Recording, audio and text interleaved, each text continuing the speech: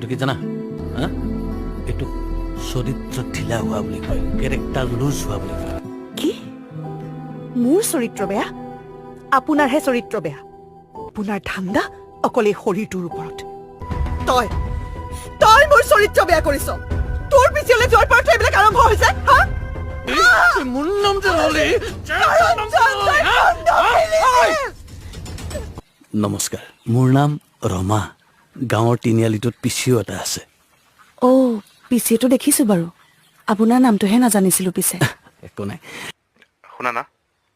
আজি কি ৰঙৰ পিন্ধি আছা তুমি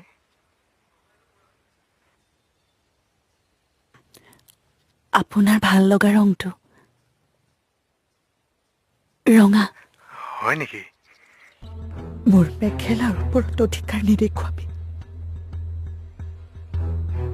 তাৰ ওপৰত এজনৰে অধিকাৰ আছে